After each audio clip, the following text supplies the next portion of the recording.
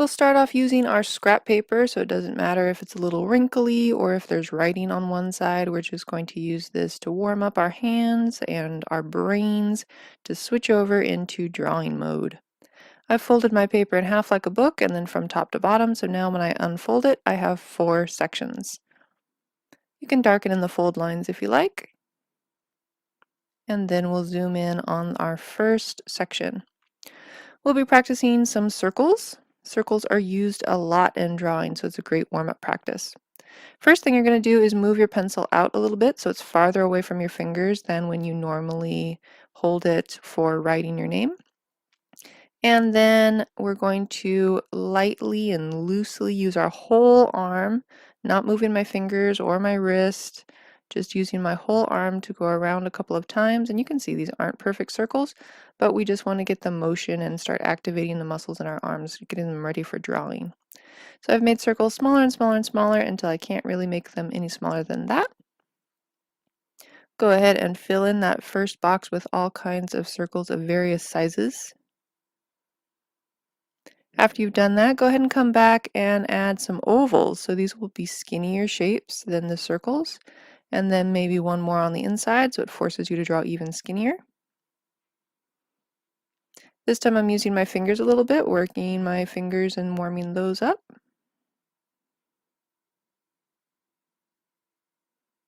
If your circles become too small so you can't get 2 ovals within one another, you can also just overlap them like I did right there.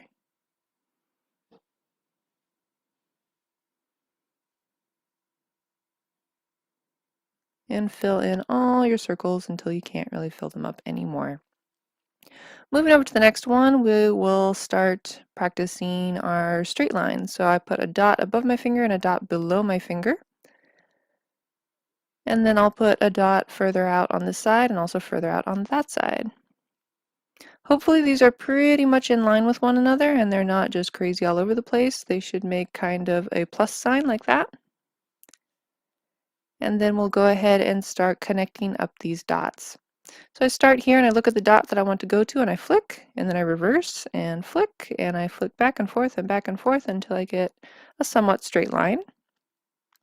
Then I'll turn my paper because I'm not using my fingers, not using my wrist, I'm just moving from my upper arm and my elbow to make these flicking motions. That time I really missed, it's okay, we'll just keep flicking back and forth until we get a pretty straight line. So that's just a flattened diamond shape. If I want to make it look more 3D, I have to add thickness lines. So here's the first dot for my thickness line, flicking downward. And this time I'm going to try it without dots. So I'm going to take that line and try to make a parallel one. Try to make it the exact same. Just go out into space, flicking. No dot to go to, but that's okay. We're just going to follow the line on the top and try to replicate it on the bottom. Going out farther than you need is actually pretty good because it helps you to see if your lines are getting too close together or too far apart. You can end it off wherever you need to, just putting in those vertical lines for thickness. We'll use this as a tabletop and then put some legs on, and the legs will be more cylinder-like, so we'll put some ovals on the bottom where the legs are reaching the ground. These ovals will also be in kind of the same line as the table, so you can even put down some guidelines if you like. Another one over here. And then the ovals, whoops, I kind of missed that one. And then the ovals will also have to be a little bit in line with one another, so kind of directly across. And then we'll use some more straight lines to connect those ovals right to the tabletop.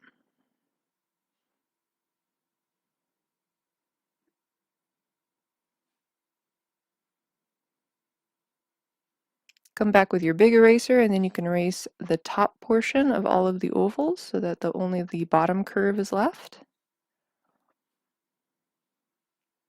And then darken in the lines that you want to keep.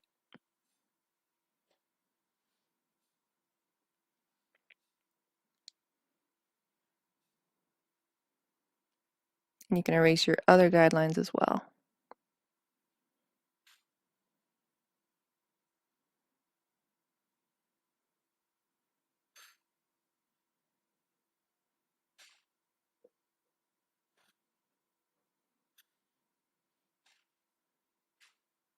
Moving on to the third box.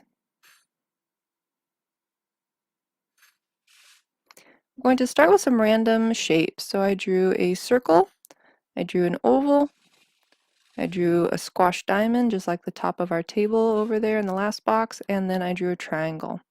The shapes that you start with don't matter. The exercise is that now I'm going to try to draw these exact shapes again, and I'm going to try to draw them the same size, the same distance from one another, and in the same proportion to one another.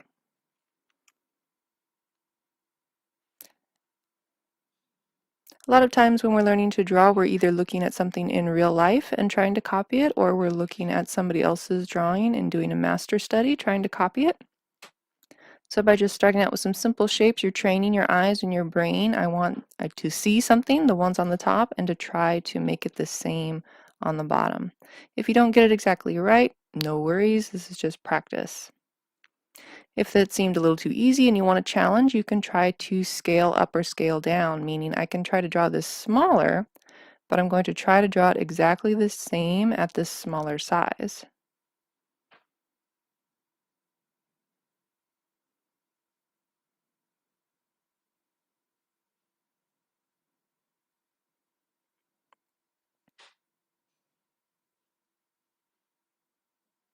And in the last one, we'll draw a wheel from one of the go-karts. Normally we use this wheel in our finished drawing as well, but I forgot today we're actually drawing a hover cart, so we won't be drawing wheels like this. But oh well, you can use it for the next time you do a regular go-kart for Mario Kart. So I have an oval and we need to give it some thickness to make it a form. So I added one line on the top and a line on the bottom. Then we're going to take this curve and we're going to draw it again on that side.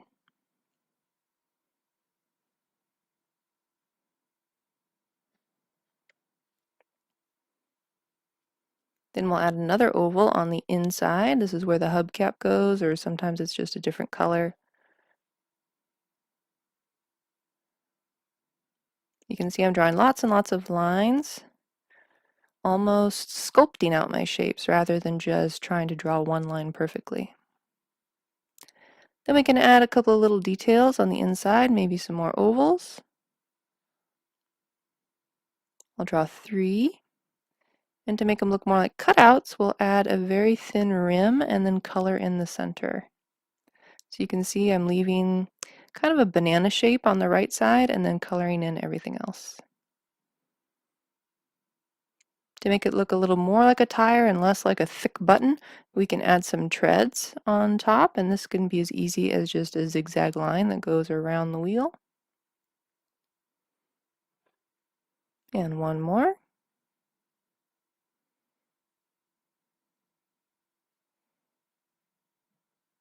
Like that. And we've been learning 2 kinds of motion effects lines. One is the curved kind of vibration lines, and then the other is the flicking to show the direction from which the object is coming, like that. So this tire now looks like it rolled from the right and is going to the left. So there's our practice drawings. Again, we're probably not going to keep these, so you can just crumple it up and throw it in the recycle bin. Next, we're going to draw a shy guy in his hovercraft.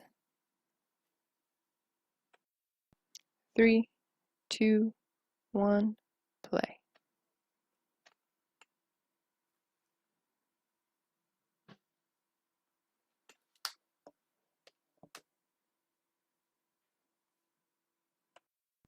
At 9 minutes 27 seconds, 3, 2, 1, play.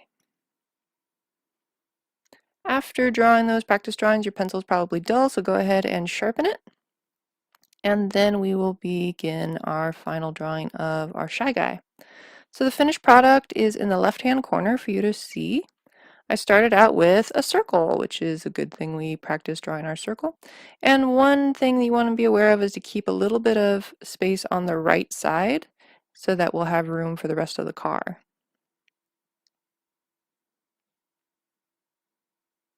Don't be afraid to take a little bit of time on this first circle.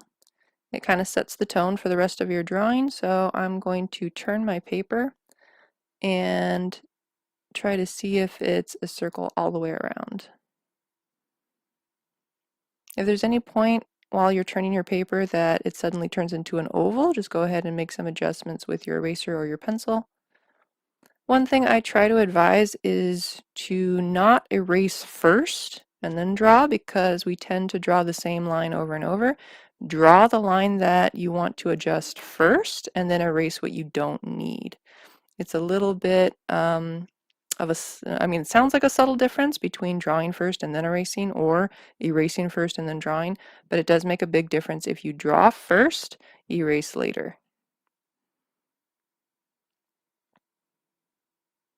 Once you're happy with your circle, then we're going to go ahead and cut that circle in half vertically. You can see I stuck my pencil way out so that my line wouldn't curve as much when I was drawing up and down. The next thing we'll do is add a section for the body, and it's sort of a triangle-y shape that's added on the corner here. Sticks out a little bit from the circle on the other side.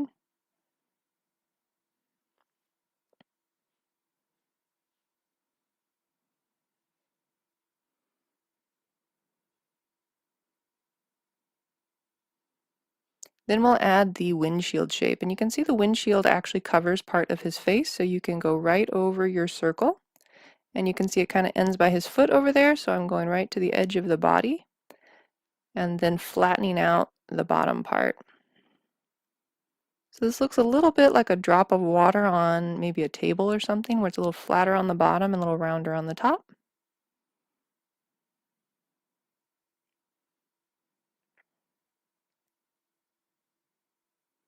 You can grab your big eraser and erase inside the windshield and get rid of all those lines. They can get confusing.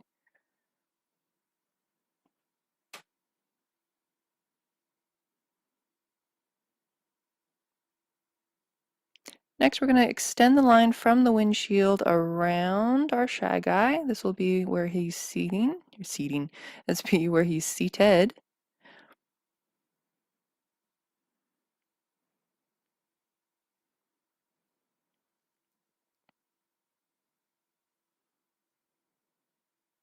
And then we'll draw the thickness line around his seat.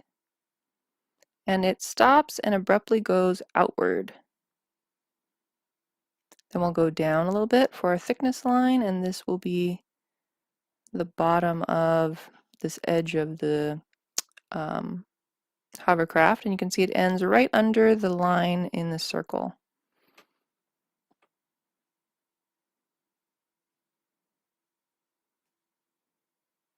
Then from the windshield, we're going to take a line out and we'll connect it right to that corner.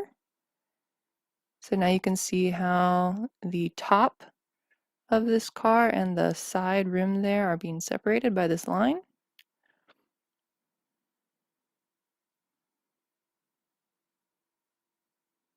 Then we'll draw another vertical line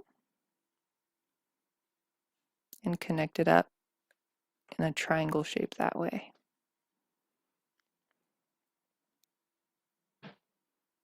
Next, we'll just plot in a basic shape for the car. So we'll have one curved line that way, and then we'll bring it around very close to that triangle shape and end it off right there. Just one big general shape. We'll fix it up a little bit later.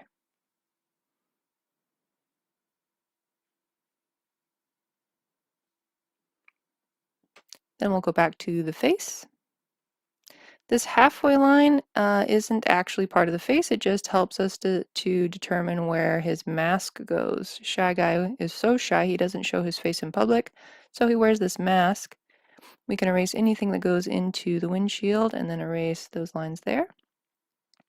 If you want to draw our usual eye line and nose line, you can, but since he doesn't really have a nose and the eyes are just side by side, I thought, hey, maybe we'd give it a shot and just try it without the plot lines.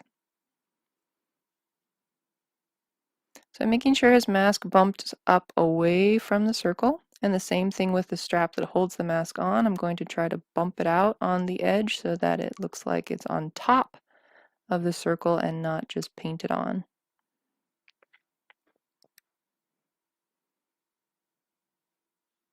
Then we'll come back and put a large oval near the edge of the mask.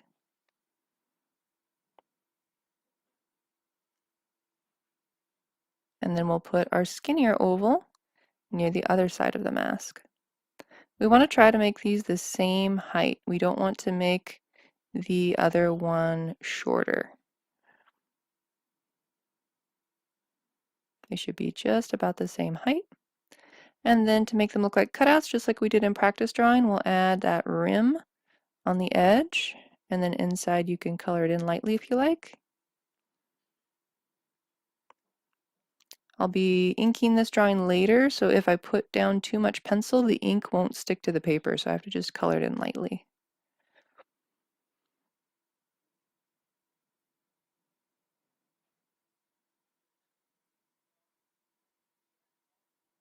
And then we'll add one more little oval for the mouth.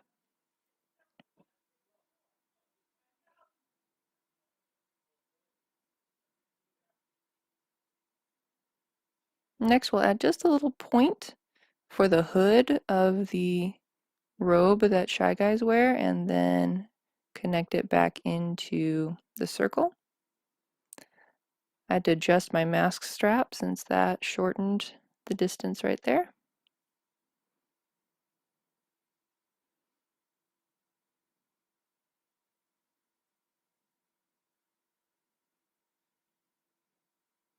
Then we'll go ahead and add the steering wheel. You can see the steering wheel overlaps the Shy Guy's face.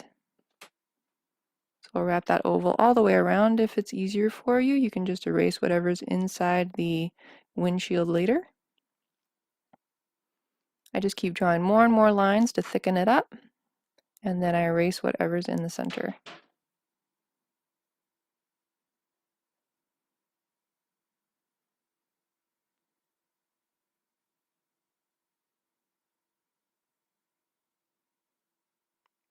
Then we need to connect this steering wheel to the car, so we'll put a little shape right here to connect the actual wheel part that you grab with the turning apparatus of the car.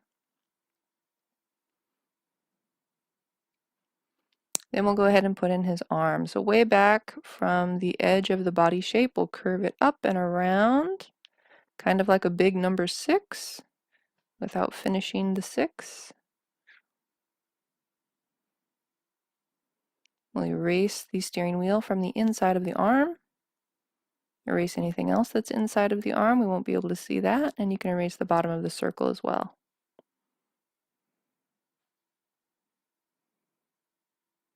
And we'll put a little Y shape down here to show the wrinkle in the cloth.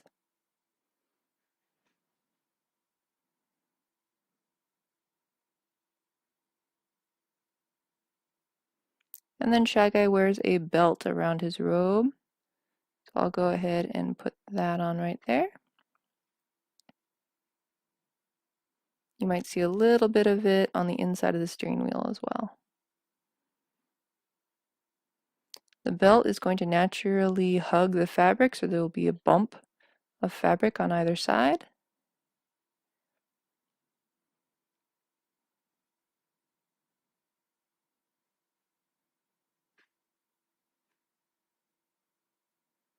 And then we'll draw an oval for the end of his robe, and another little bump where it's wrapping around his leg.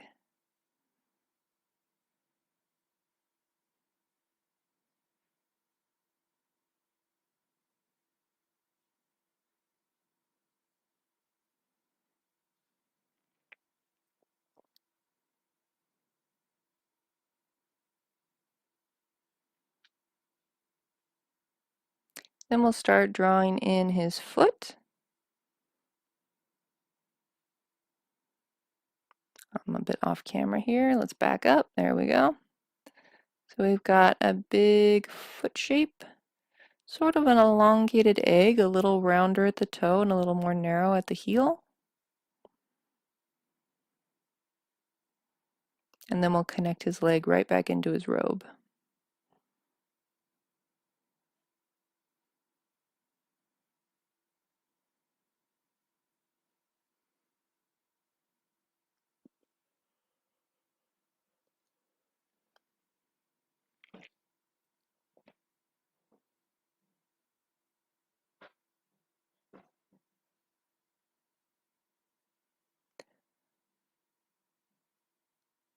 Back to the windshield, there's a little support shape right here. Two opposing curves, and then you can erase where the windshield line is right there. Or you can have it overlap slightly like that. That's up to you.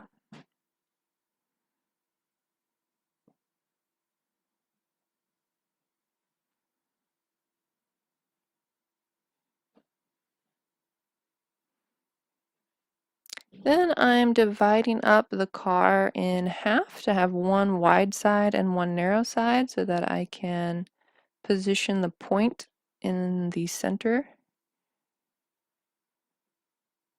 There's that point right there.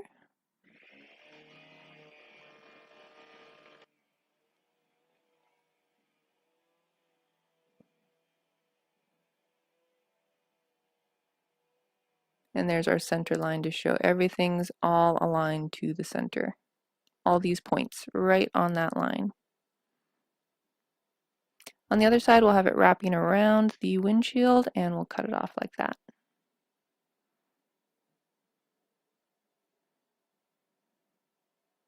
And clean up my lines a little bit.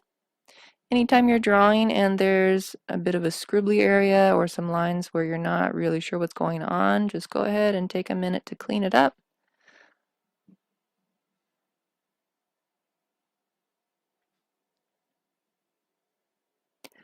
And then there's a couple of complex shapes in the back, but we'll take it one step at a time. So first we'll draw this curve that goes from the back of the seat and almost all the way down to the bottom of the car. Then we'll do one more bump from the seat to that line that we just drew.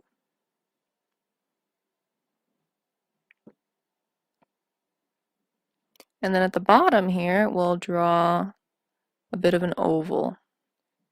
If it's easier for you to draw the entire oval, go ahead and do it, and then you can just erase the part that you don't need. Then from that oval, after I clean this up a little bit, we'll have a large curve that comes up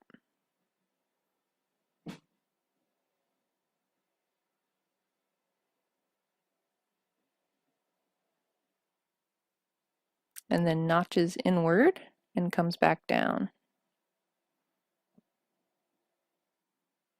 And you can take your eraser and erase anything that's on the inside of this shape.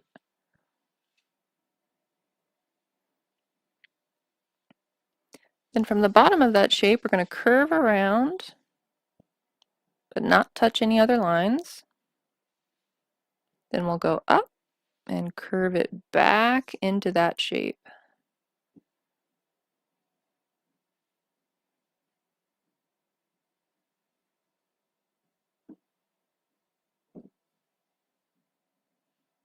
Then on the inside here, we'll put one more shape to finish off the forms.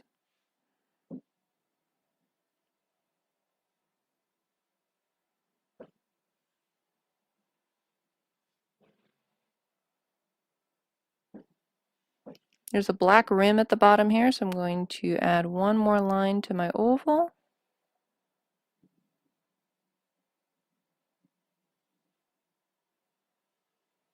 Cleaning up all the lines I don't want.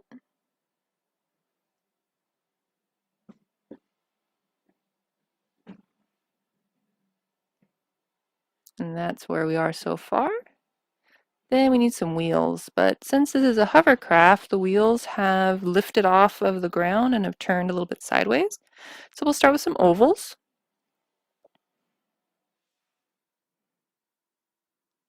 The fourth one you won't be able to see very much, just a little bit back there.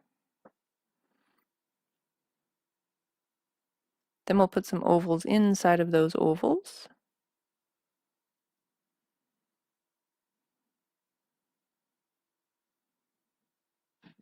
And then we'll connect those to the car.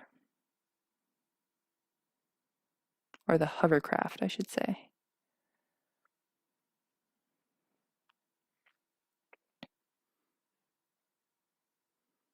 To really make it look like it's hovering, go ahead and scribble in a little shadow on your paper below your drawing. We want to keep this shape very short because of foreshortening. And there's the general shape of the hovercraft. There are a few more details right inside of here. There's a little emblem of Shy Guy, so we have an oval with another oval on the inside.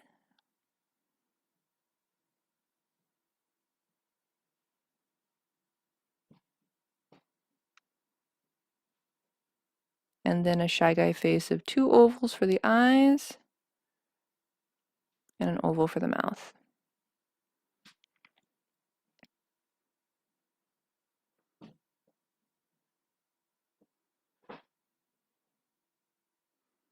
Then on this shape here are some racing stripes. So we're going to curve around to show that this is rounded and then go fairly straight back. So curve on the edge and then straight back. Curve on the edge, straight back. Curve on the edge, straight back. Draw these fairly lightly because there's going to be one more shape on top of them. A very large sideways V. And then coming back into the center from the 2 ends like this. Then you can erase out anything that's inside that shape.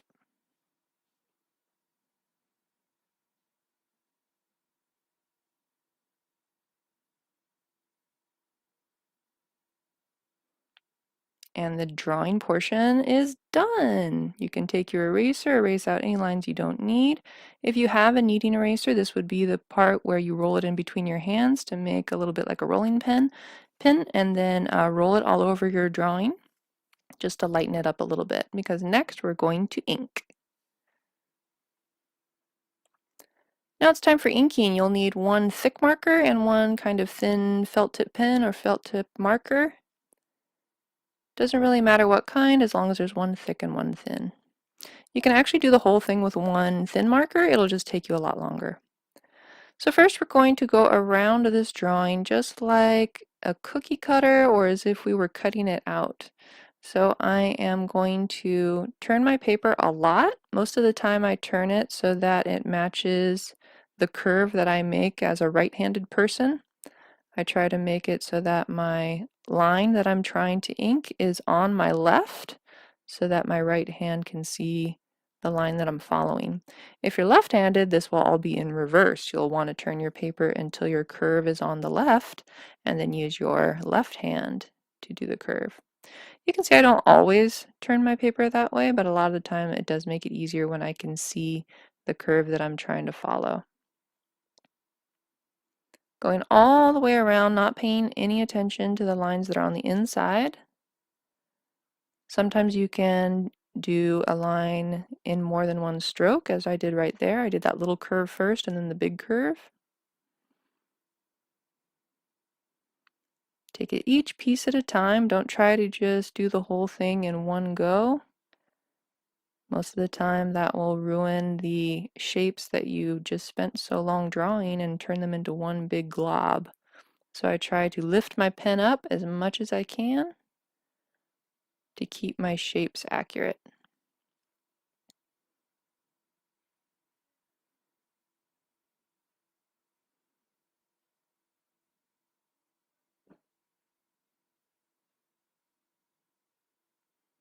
So I've gone all the way around my drawing with my thick pen.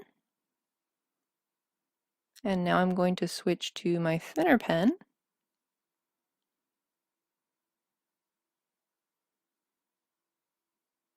I am going to switch to my thinner pen, right? This is not a JPEG.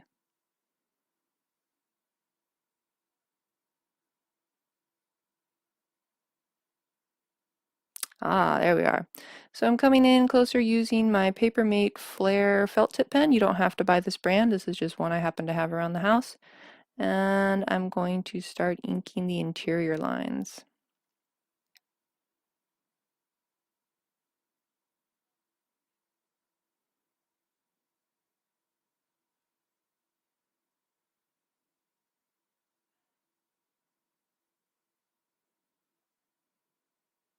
all of the remaining lines are going to be used with this thinner pen, but anytime you have a large space to fill, like inside the eyes here, it would take way too long with that small pen. So I'm going to switch back to my big thick Crayola marker and just color those in with my thicker tipped pen. You can use Sharpies to ink, but they do smell really bad, so be sure to have a window open or a fan on or something like that.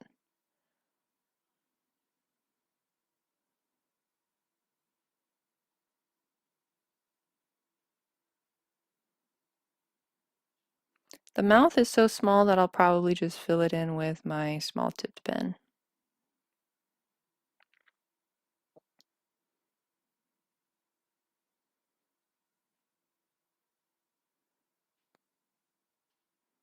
It doesn't really matter which lines you start with for inking. I tend to do the face first while I still have lots of energy and I can keep my hand more steady.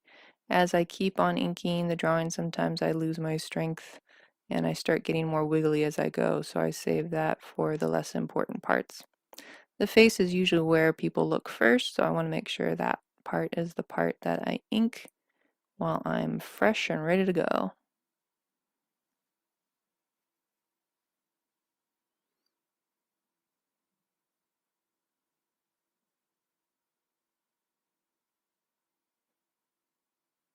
If you don't feel quite ready to start inking your actual drawing, you can pull your practice drawings out of the recycle bin and practice inking on those first.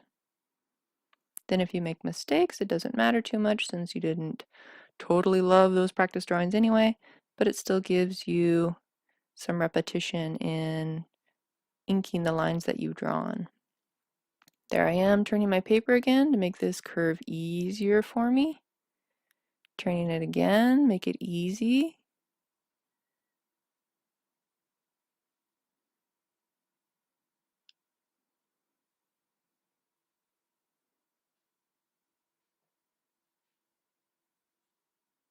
Sometimes you might stray off your pencil line a little bit and it'll make your shape wonky if you follow the rest of the pencil line, so sometimes you have to adjust on the fly.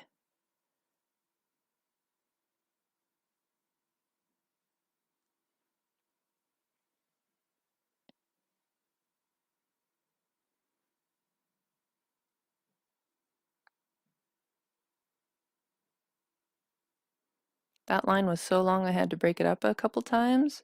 But when you start the line again, don't start at the end where you stopped. Start a little bit before that so you can get the feel of the flow of the line again, and you can start basically tracing your own ink line before you start inking the pencil lines again.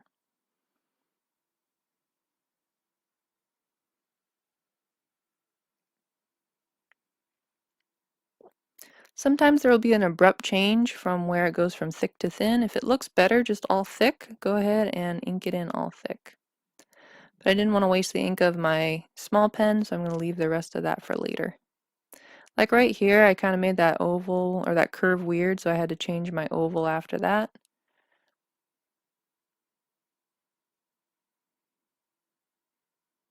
And there I made the oval a little weird again, so I had to change my ink line. Sometimes it's just a slip of your hand or just a miscalculation, but all is not lost. You just adjust the other lines a little bit to go with it, and it'll become a less noticeable mistake. I'm not leaving any rim on these because they're not cutouts, it's just a decal or a sticker, so I can just fill those in black.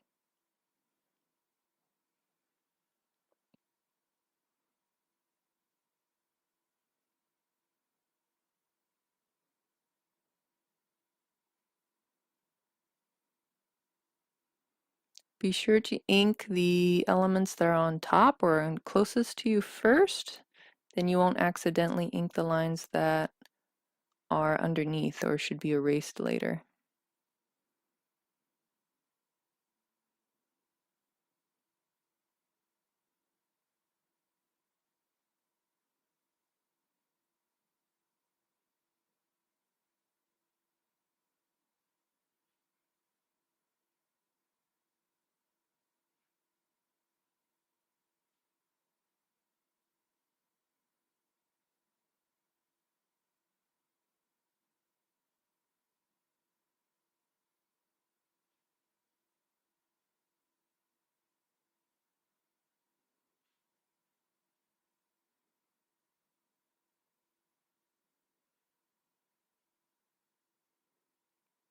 After you're done with all of your interior lines, take a step back, make sure you didn't miss any.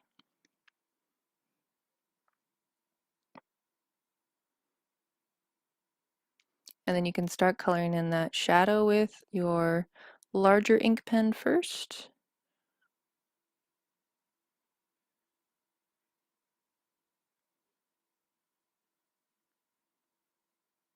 Or maybe only your larger pen. I thought I switched to my smaller pen for some details, but now I'm thinking maybe I didn't.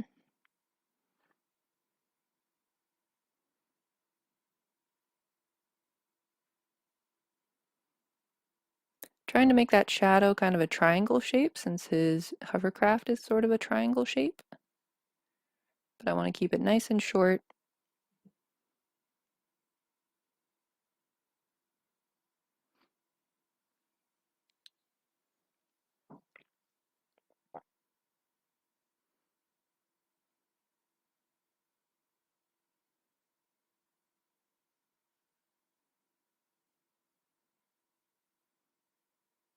Then anytime there's a section like this where there's a thick line coming down to a thin line, we can bring back our thin pen and make those line variations a little more smooth.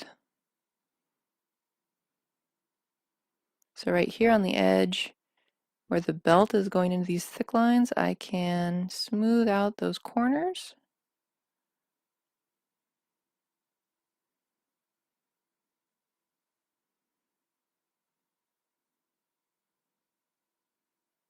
Smooth out that line. And where his mask goes abruptly from thick to thin, we can fill in that part right there. I wanted to add a little bit of a wrinkle right there. Another one here.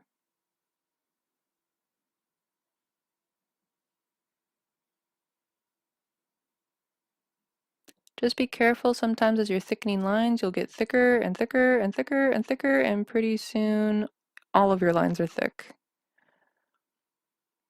So we're trying not to go over every single line. We just want to get the lines that are looking a little strange because of the abrupt change in thickness. The other place you might want to thicken up your lines is whenever there's something overlapping something else. So for instance, his arm is covering up the steering wheel and coming forward. So I'm thickening up just his arm to make that stand out a bit more.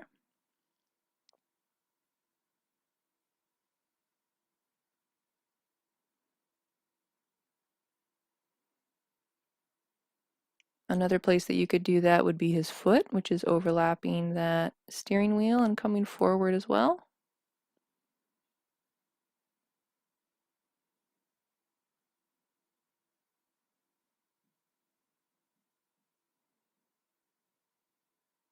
And then of course this windshield is in front of him as well. So actually I just brought out my Crayola marker again, my thicker marker, and had that windshield come forward a little bit more by making the lines thicker.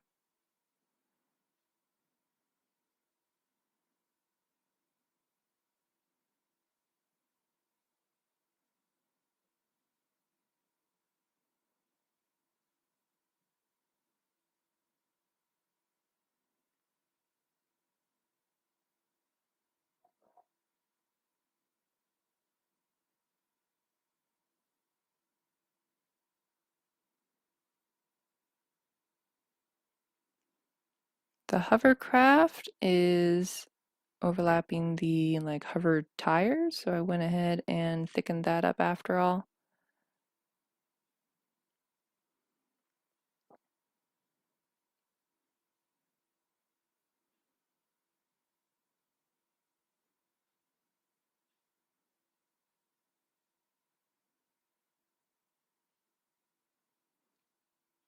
And then of course you can bring in your eraser and erase the pencil lines. You do have to be a little bit careful with the Crayola marker. If it's not completely dry, it'll leave like little blue streaks on your drawing. I was erasing a little too quickly, and I did get some blue smudges on my drawing. Not sure if it'll show up on camera, but they were there.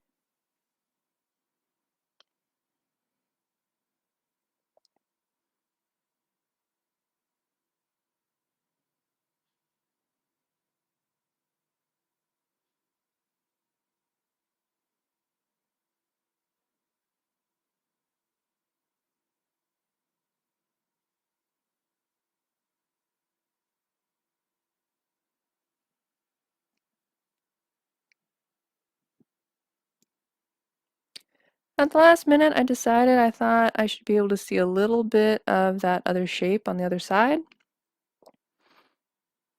Kind of reminds me of like the Loch Ness Monster silhouette for some reason. So yeah, I thought there should be another Loch Ness Monster over there.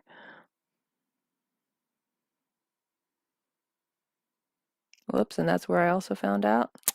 Can't erase too quickly after inking because it will smudge.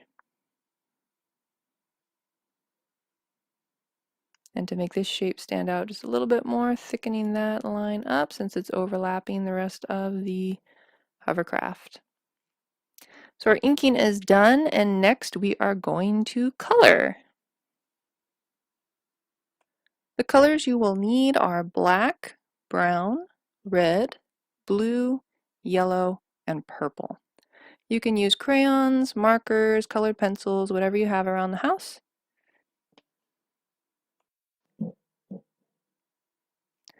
At this point, there's no real tips or tricks to coloring. It's just the fun part of adding color. So I'm going to say my goodbyes here and let you guys just watch how I color in my Shy Guy in his hovercraft. Hope you've enjoyed this video lesson, and I will be back next week with our final Mario Kart drawing of King Boo.